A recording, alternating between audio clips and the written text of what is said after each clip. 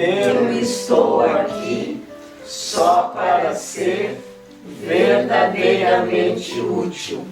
Eu estou aqui para representar aquele que me enviou. Eu não tenho que me preocupar com o que dizer ou o que fazer, porque aquele que me enviou me dirigirá.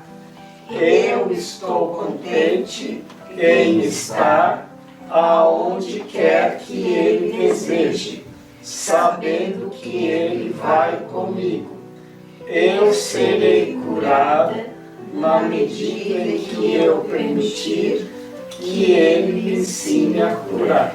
É necessário um fundamento sólido devido à confusão entre medo e reverência, a qual já me referi e que é feita frequentemente. Eu disse que a reverência não é apropriada em relação aos filhos de Deus, porque não deves experimentar reverência na presença dos teus iguais. Todavia, foi também enfatizado que a reverência é apropriada na presença do teu Criador. Eu tenho sido cuidadoso em esclarecer meu papel na expiação, maiúsculo, expiação, sem exagerá-lo ou atenuá-lo. Estou também tentando fazer o mesmo com o teu. Tenho salientado que a reverência não é uma reação apropriada a mim devido à nossa igualdade inerente. Alguns dos passos que vêm mais tarde nesse curso, no entanto, envolvem uma aproximação mais direta com o próprio Deus. Não seria prudente iniciar esses passos sem uma preparação cuidadosa, ou a reverência será confundida com medo e a experiência será mais traumática do que beatífica. No fim, a cura é de Deus.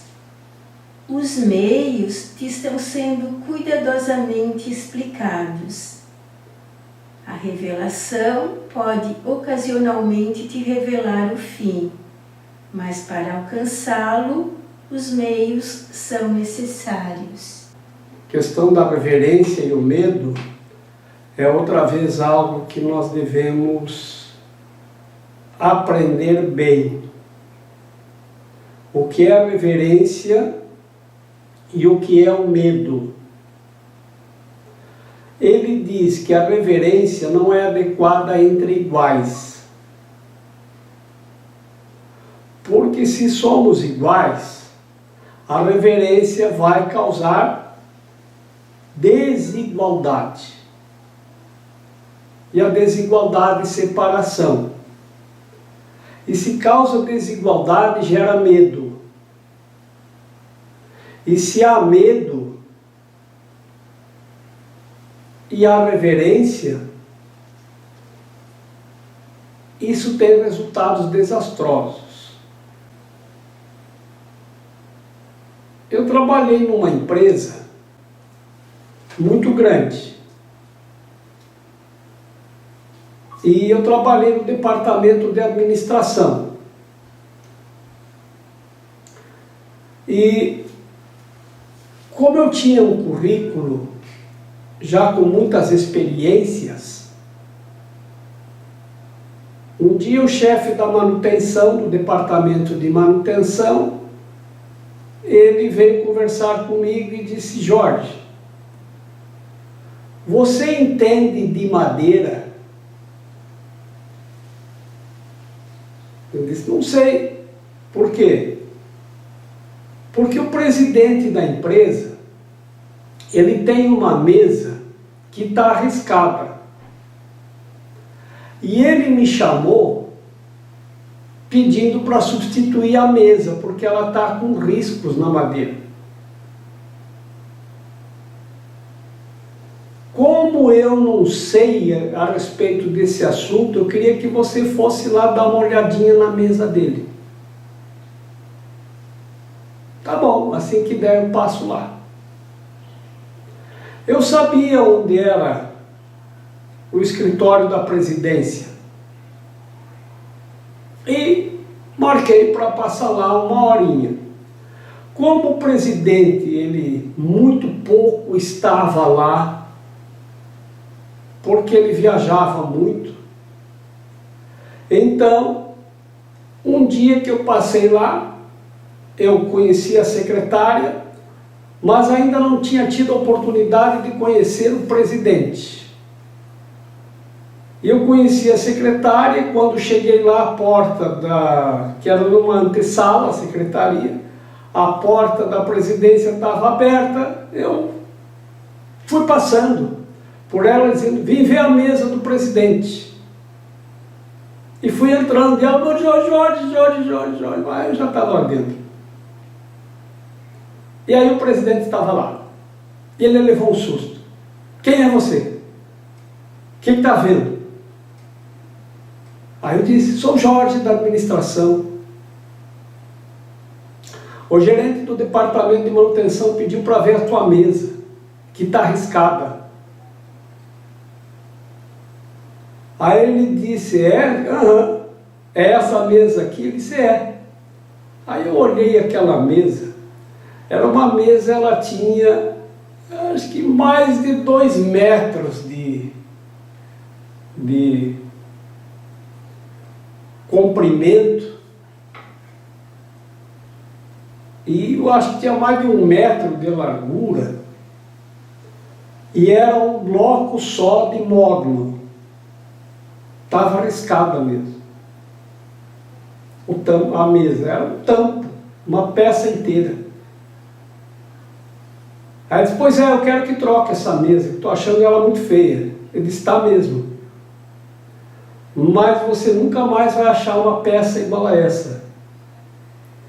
Uma peça maciça de móvel, era de uma grossura assim, acho que dava quase 10 centímetros de espessura. Digo, isso não tem mais, é módulo. E aí ele disse que isso tem um valor imenso. Quando você for viajar, me avisa, que eu marco lá com o departamento de manutenção, nós vamos tirar a mesa, vamos mandar lixar e envernizar ela de novo. Quando você voltar, ela está aqui, nova e brilhante. E aí ficamos conversando lá um pouquinho, e ele disse, obrigado e tal, e eu fui embora. E lá tinha um restaurante, essa empresa tinha um restaurante, e tinha a parte que era dos funcionários e tinha a parte que era da diretoria. E o pessoal da diretoria, depois do almoço, ficava lá jogando dominó. E quando eu fui almoçar, o presidente me chamou, ô Jorge, vem aqui, vem almoçar com a gente aqui. E eu passei a almoçar com a diretoria e depois a gente ficava jogando dominó.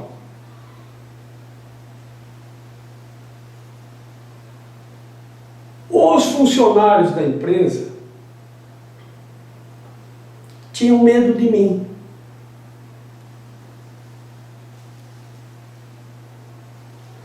E quase que praticamente alguns faziam reverência quando eu passava. Por que isso, se eu era igual a eles? E antes isso não acontecia.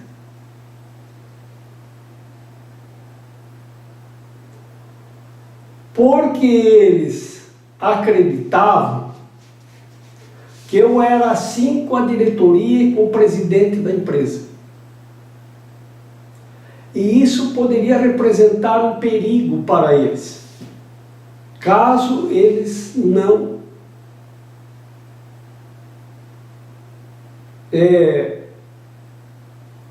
não se reverenciassem, sei lá, né? E eles poderiam perder o emprego. Então veja a diferença entre medo e reverência. Eu nenhuma vez pedi nada, nem para o presidente e nem para a diretoria. Eles não tinham medo de mim. E eu não tinha medo deles. Porque eu não devia nada a eles. E como eu nada lhes ia pedir, eles também não tinham medo. Então eles me viam como igual. E eu os via como igual também.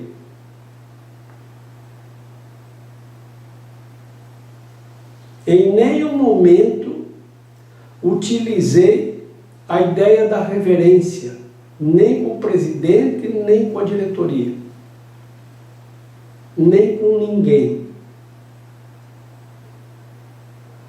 Era uma coisa que eu não entendia muito bem porque que os funcionários tinham esse tipo de tratamento comigo. Eu fui entender isso mais tarde. A ideia do medo faz a pessoa entrar em reverência com aquele a quem ele teme. E por que nós podemos temer? Porque o medo faz a desigualdade e faz o outro se sentir mais.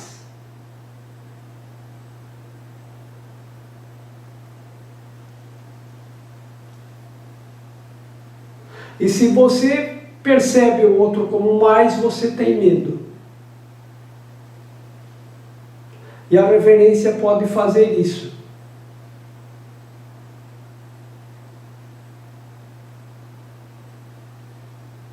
Um presidente de uma grande nação disse recentemente,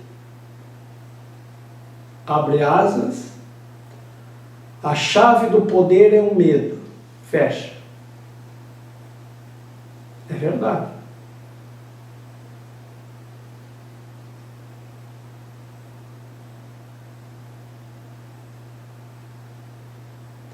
Então, onde há medo,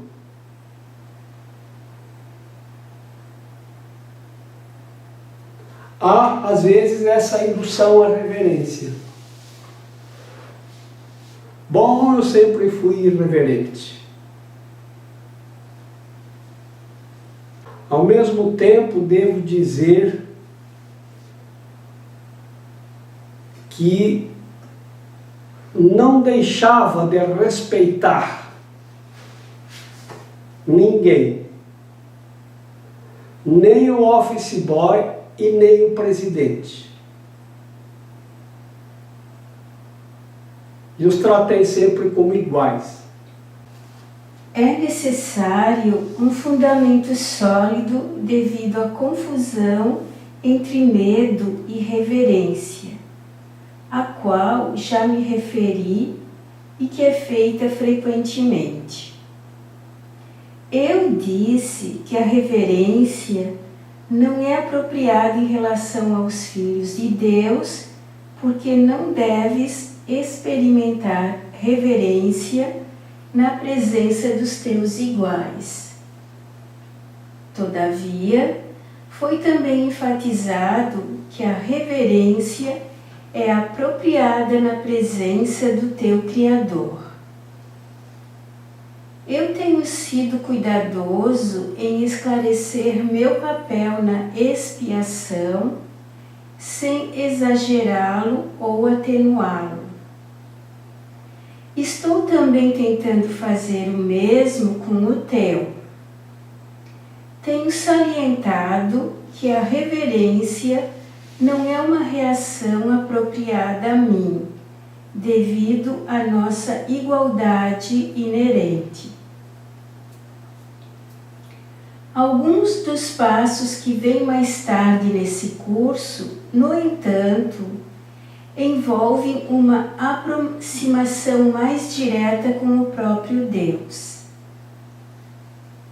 Não seria prudente iniciar esses passos sem uma preparação cuidadosa, ou a reverência será confundida com medo e a experiência será mais traumática do que beatífica. No fim, a cura é de Deus. Os meios estão sendo cuidadosamente explicados. A revelação pode ocasionalmente te revelar o fim, mas para alcançá-lo, os meios são necessários. Então, adiante. Capítulo 2. A separação e a expiação. Parte 1. As origens da separação. Estender-se é um aspecto fundamental de Deus que Ele deu a seu Filho. Na criação, Deus estendeu-se às suas criações e as imbuiu da mesma vontade amorosa de criar. Tu não só foste plenamente criado, como foste criado perfeito. Não há nenhum vazio em ti. Devido à tua semelhança com o teu Criador, és criativo. Nenhuma criança de Deus pode perder essa capacidade porque é inerente ao que ela é, mas pode usá-la de maneira imprópria através da projeção. O uso impróprio da extensão com X ou projeção ocorre quando acreditas que existe em ti algum vazio ou alguma falta e que podes preenchê-lo com as tuas próprias ideias em vez da verdade. Esse processo envolve os seguintes passos. Primeiro, acreditas que o que Deus criou pode ser mudado pela tua própria mente. Segundo, acreditas que o que é perfeito pode ser tornado imperfeito ou falho. Terceiro, acreditas que podes distorcer as criações de Deus, inclusive a ti mesmo. Quarto, acreditas que podes criar a ti mesmo e que a direção da tua própria criação depende de ti. Esse é longo, vamos passo a passo. As origens da separação. Estender-se é um aspecto, estender-se com S. Estender-se é um aspecto fundamental de Deus, que Ele deu a seu Filho. Na criação, Deus estendeu-se às suas criações e as imbuiu da mesma vontade, maiúsculo, amorosa de criar. Tu não só foste plenamente criado, como foste criado perfeito. Não há nenhum vazio em ti. Devido à tua semelhança com o teu Criador, és criativo. Nenhuma criança de Deus pode perder essa capacidade, porque é inerente ao que ela é, mas pode usá-la de maneira imprópria através da projeção. Vamos ver o que nós somos. Eu sou a extensão da mente de Deus. E Deus é criação. Portanto, sou naturalmente criativo. Isso é o que eu sou, isso é o que tu és. Ninguém pode perder essa capacidade. Nenhum de nós pode perder isto. No entanto, podemos projetar. Então, vamos ver o que é a projeção.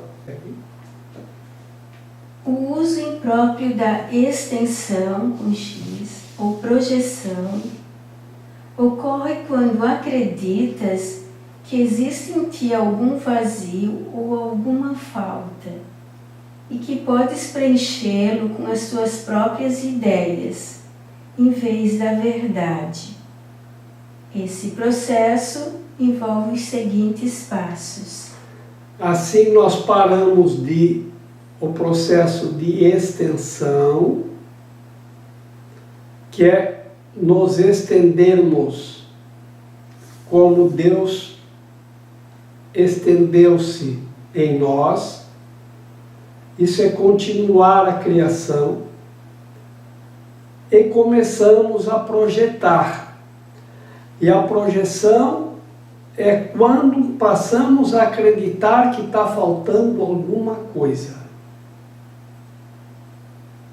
E que nós podemos preencher com alguma coisa. Esse momento é o momento da separação. Que nós acreditamos nas nossas capacidades, a parte de Deus, para preencher aquilo que acreditamos que nos está faltando, ou porque sentimos algum vazio. Certo? Primeiro, acreditas que o que Deus criou pode ser mudado pela sua própria mente. Segundo, acreditas que o que é perfeito pode ser tornado imperfeito ou falho. Terceiro, acreditas que podes distorcer as criações de Deus, inclusive a ti mesmo. Quarto, acreditas que podes criar a ti mesmo e que a direção da tua própria criação depende de ti. Tem uma história que é a ideia de que uma pessoa encontra uma cerca no meio do campo, mas é uma cerquinha baixa, e ele não vê utilidade nenhuma para aquilo. E aí ele acha que, como ele não compreende por que aquela cerca está lá, ele pode tirá-la. E aí ele muda, ele retira. Para mim isso não serve para nada, não compreendo por que está aqui, então ele acredita que pode mudar. E aí ele descobre posteriormente que aquela cerquinha baixa separava as ovelhas das vacas. E aí ele descobre que as ovelhas, elas comem a grama até a raiz. E as vacas precisam da grama crescida para se alimentar. Logo, como ele não compreendia a razão da cerca e a retirou, tampouco mediu as consequências. Logo as vacas não tinham mais alimento. Por isso as ovelhas deveriam ficar separadas. Porque as ovelhas comeram a grama até a raiz. A ideia é, aquilo que você não compreende, ou não sabe por que está lá, ou qual é a utilidade, não mexa. Não tente mudar. E, no entanto, nós estamos mudando todas as coisas o tempo todo.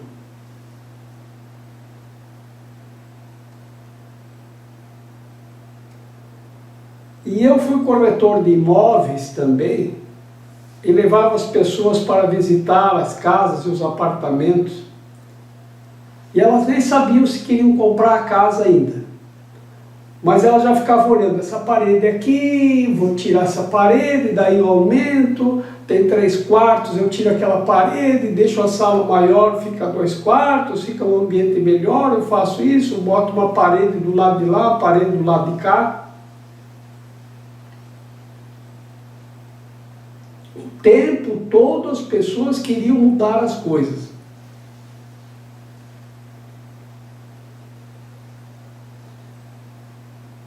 No apartamento onde eu moro, acho que nós somos, no edifício, acho que nós somos os únicos que não mudamos nada. É que o pessoal tira a parede, bota a parede, junta a cozinha, quebra a parede que se divide a cozinha da sala para fazer tudo junto, depois se arrepende porque a sala fica tudo engordurada, tira a porta de cozinha porque não tem utilidade, depois se arrepende porque tirou a porta. E estão sempre em confusão. Então, aquilo que você pode ainda refazer, você pode arriscar, retirar ou mudar. Mas você tem que avaliar muito bem as consequências.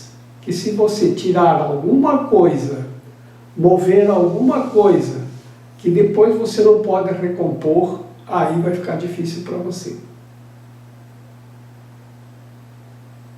Assim, nós estamos sempre querendo mudar. Tudo. Um exemplo prático é a respeito dos imóveis. A gente já entra já querendo derrubar a parede.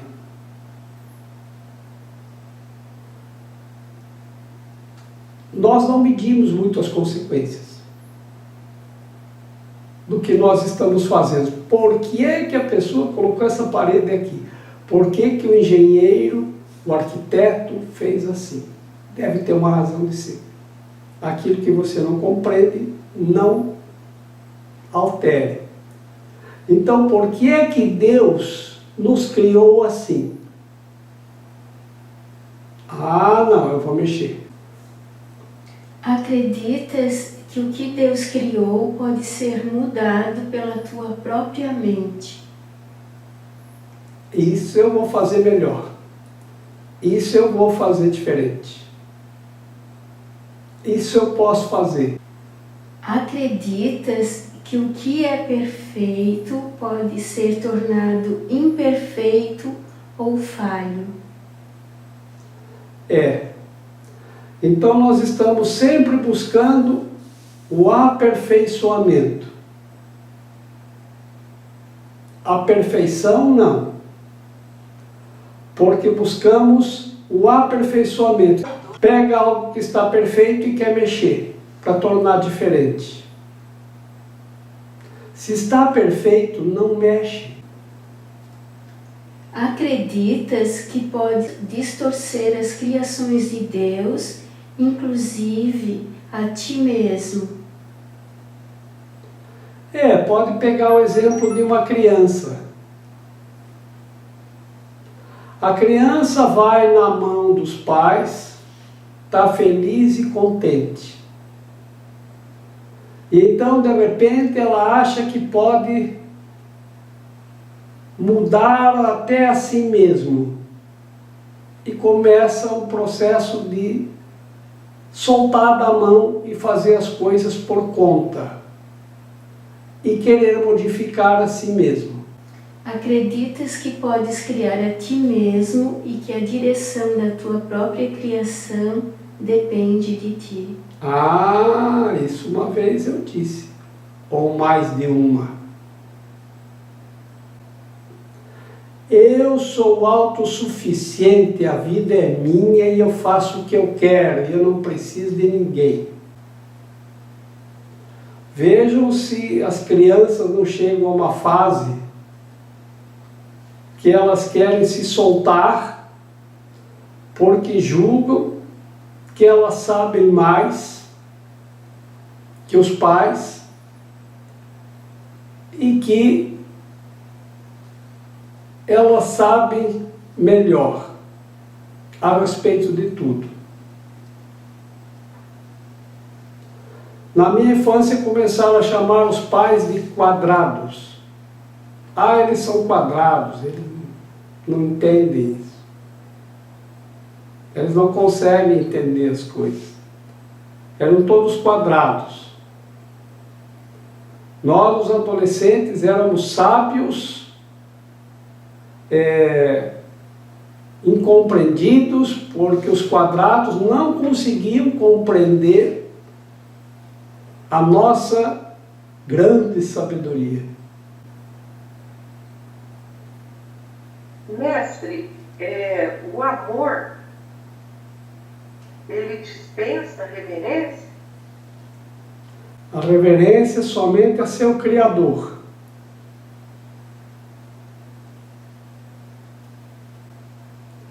Amor,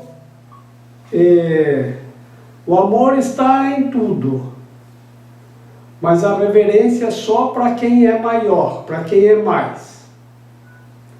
Embora na tríade nós somos todos iguais, a diferença é que Deus é maior, porque Ele nos criou. Essa é a única diferença. Então só a Deus cabe a nossa reverência, não aos iguais, porque vai causar desigualdade. Havendo amor, ou será que o respeito, no caso dos pais, Honrar pai e mãe. Tá? reverência só ao nosso Pai Celestial? Reverência só a quem nos criou. Tá? Só a Deus, que é maior. Dali para baixo somos todos iguais. Inclusive aqui, e tenho convicção de que é Jesus que está dizendo que nós não devemos referência nem a Ele devido à nossa igualdade inerente. Somos todos iguais, como filhos. Então não temos que reverenciá-lo tampouco. A reverência deve ser guardada para quem é maior, porque pode gerar desigualdade e medo. E aí, quando lá em algum momento você tiver um contato mais direto com Deus, você vai sentir o quê? Medo. Porque andou utilizando a reverência por medo. E como Deus é puro amor, se você sentir medo, a experiência vai ser um desastre. Você vai sentir medo de Deus. Isso é desastroso. Por isso que nós temos que estar bem preparados. Então, honrar pai e mãe. Isso acho que está nas leis da Igreja Católica. A honrar tem um significado diferente de reverência.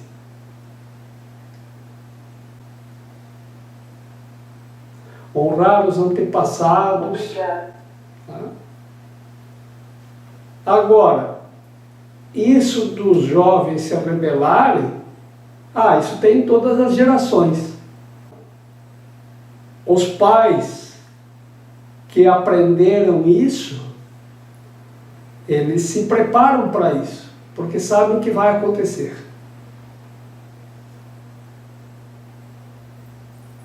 Vai acontecer. Muito raramente não acontece. Mas é uma etapa da existência. Tem uma canção que a Elis cantava, não sei quem é o autor, mas ela interpretava, cantava bem, que diz: apesar de tudo isso que fizemos, nós ainda somos os mesmos e vivemos como os nossos pais. Tudo isso que fizemos para mudar, para sermos diferentes dos pais, não adiantou para nada. Ainda somos iguais e vivemos como os nossos pais. Belchior. É dele a letra? É. É? Muito bom. Obrigado. Então não mudou nada. Bom, isso é natural nas gerações. Aí precisa ter sabedoria para saber como agir quando isso acontecer, não é?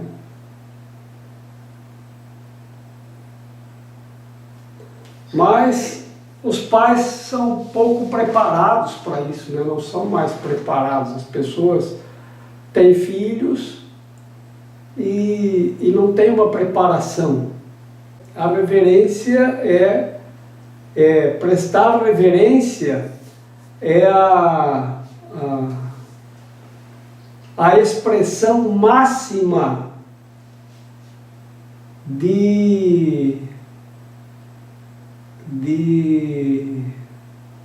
diante de respeito e amor, nesse caso, de respeito àquele que nos criou.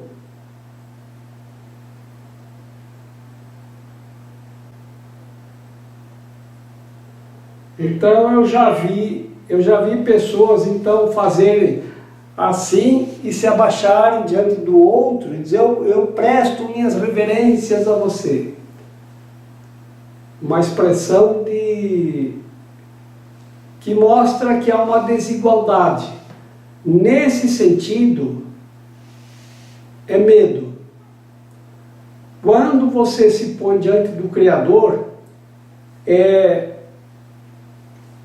isso como vou dizer, é benéfico, porque você reconhece que Deus é maior e que Ele te criou. Se eu reverencio alguém, eu estou me colocando abaixo daquela pessoa estaria acima de mim, né? Eu mereço a tua devoção porque eu me devoto a você. Então, devoção é você se devotar a um igual. Então, reverência acho que é uma palavra única. Não tem similar, eu acho. Não tem sinônimo para reverência. Ela é única porque é a única expressão que temos diante de Deus. E deve ser guardada somente para Deus. Estendo as bênçãos do céu, para que possamos compartilhar a paz, a alegria e a felicidade do reino. Em nome do Pai, do Filho e do Espírito Santo. E eu estou aqui. Eu estou aqui só para ser verdadeiramente útil. Eu estou aqui para representar aquele que me enviou. Eu não tenho que me preocupar com o que dizer ou o que fazer, porque aquele que me enviou me dirigirá. Eu estou contente em estar aonde quer que Ele deseje, sabendo que Ele vai comigo. Eu serei curada na medida em que eu permitir que Ele me ensine a curar.